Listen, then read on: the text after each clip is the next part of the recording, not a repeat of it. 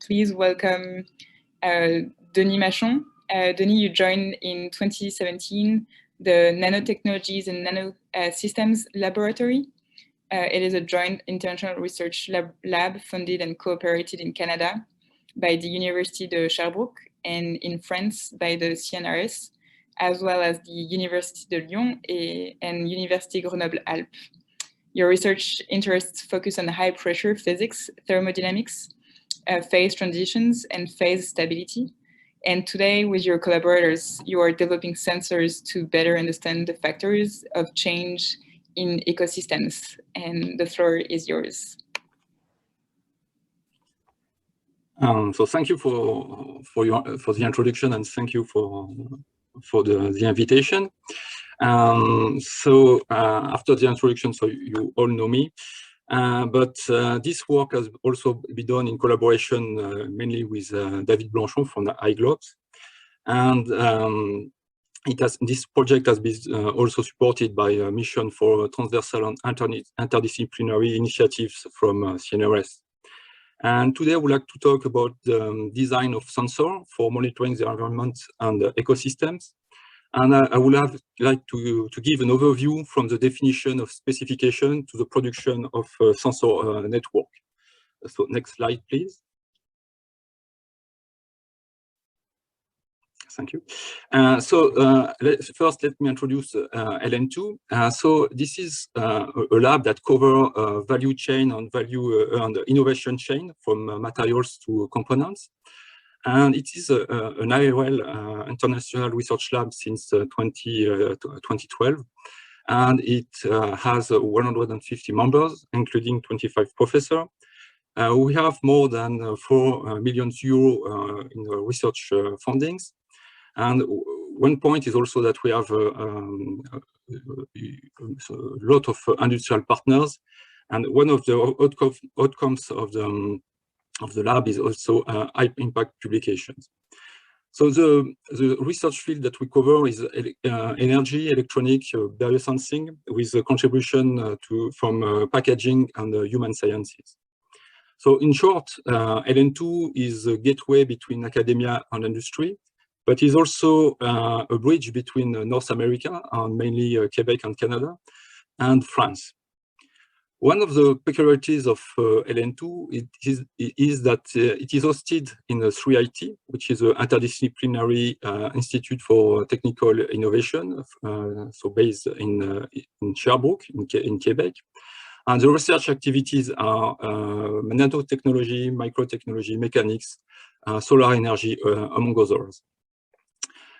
Some benefits from the 3IT is the access to a fab lab, to a pool of student recruitment, also high valuable technical expertise. Next slide, please. So this project is between two international research labs, LN2 and iGlobes, but there are almost around 10 IOL in North America that cover all scientific fields.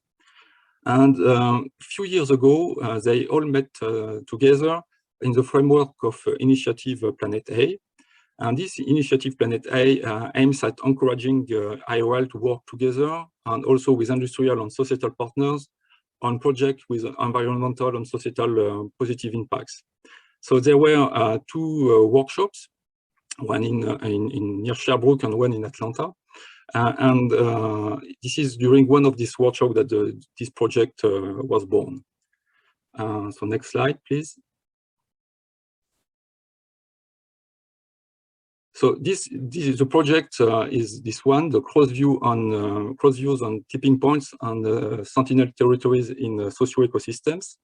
So this is a project that has been funded by CNRS through the MITI-CALL dedicated to climate change. And this project covers reflection to action. On the reflection part, on the left-hand side, there is the point is to discuss tipping point and this isolation with the theory of phase transitions. And the idea to give a close view between material science, thermodynamics, ecological, and social sciences. The aim is to give some transition models, for example, spatial and spatial and temporal dynamics, and also to give some resilience models. This should help to better interpret the notion of sentinel territories. These sentinel territories, on the other side, needs to be monitored. And this is why we need to develop a sensor network. This is our action part. And the hypothesis of the project is that the local physical conditions are very important to understand the change in an environment. These local conditions are much more important than the global one. And in that case, we need to develop a special sensor network according to specification imposed by the system to be studied. So that's why the collaboration between LN2 and iGlobes. LN2 is responsible for developing the sensor network, and iGlobes is responsible for the deployment. So this is what we will see on the next slide, please. So this is the context. The context is a bighorn fire in 2020 in Catalina State Park in Arizona. So this fire started with a lightning, as you can see on the left-hand side. In the middle of the screen, you can see a map that shows the burned place. And in this burned place, what the botanists noticed is that there is a spreading of invasive grasses and plants. And the question is, what are the local parameters that favor this spreading? And this is why we need to develop and to deploy a sensor network on the field. Next slide, please. So the first part of the project was to define the objective and specification of the networks.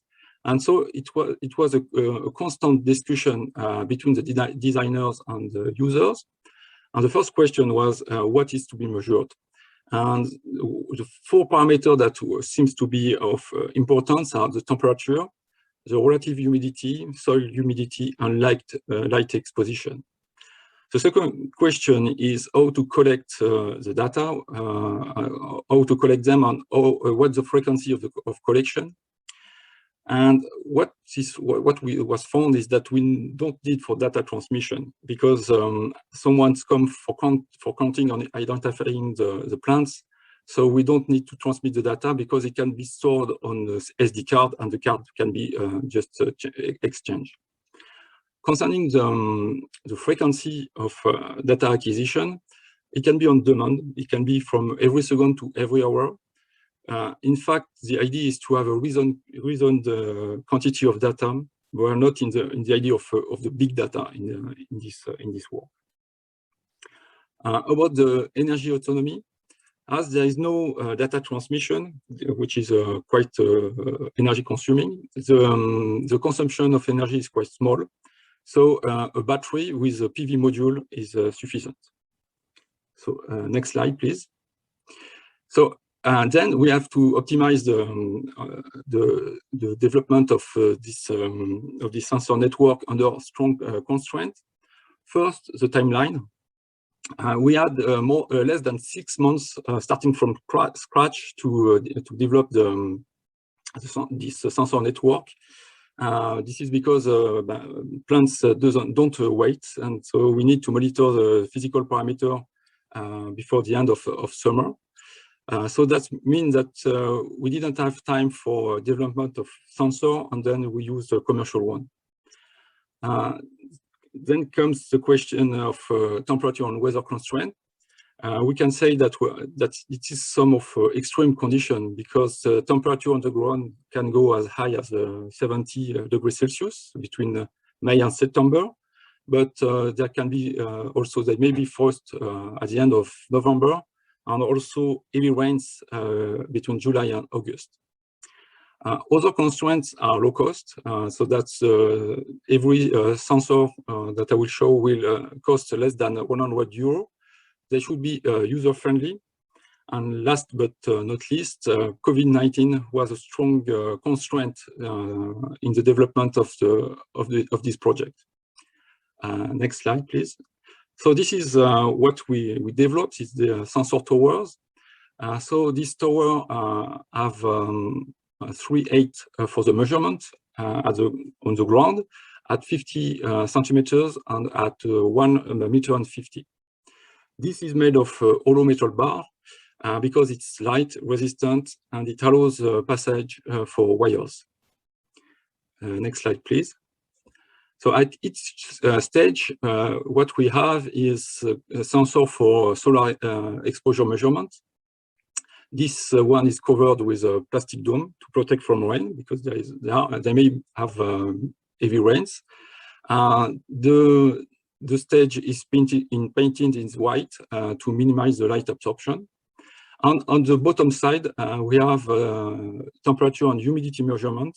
And we use sensors that cover with a range that is okay with requirements. Next slide, please. At the bottom of the tower, what we have is a soil humidity sensor and also a battery. This battery is quite huge, quite large. It allows for a few months of autonomy.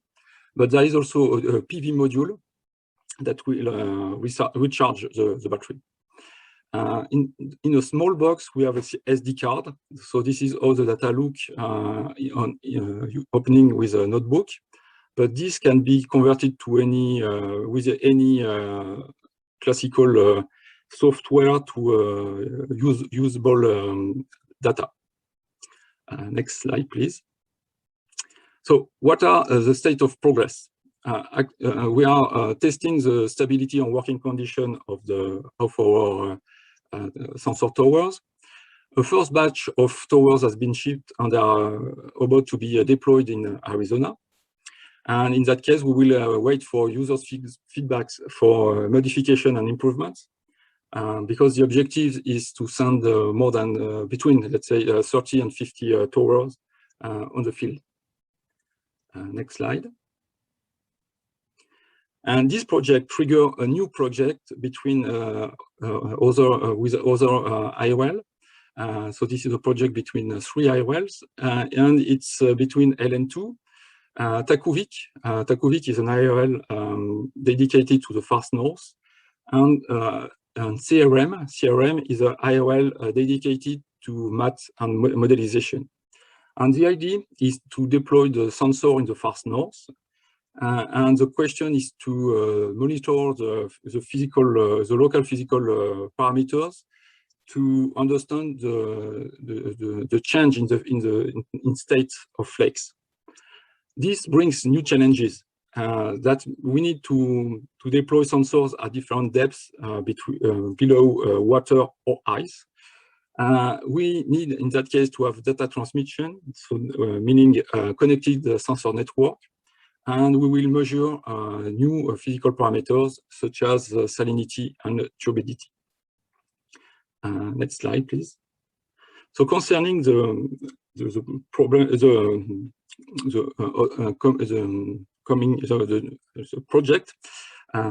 project we are working with iGlobes. The first step is successful thanks to interdisciplinary and collaborative work. And this requires very good communication and mutual understanding between partners, especially because they are from different disciplines. And also, this requires high reactivity and adaptability because the timeline was short. In addition, I would like to say that LN2 is not only providing the sensor network, it's also working in integrated approach. It goes from the design of the sensor, but also to the reflection and tipping points. And we strongly believe that this project will be a milestone for a better understanding of tipping points in the ecological environment. And we also believe that it will help to better understand the the role of sentinel territories as an indicator of local physical condition variation. So the take-home message is that LN2 is now a partner of choice for future projects and climate change. Next slide, please. Yeah. So I would like to thank Jérémy Ménard, which is a student who mainly work on this project.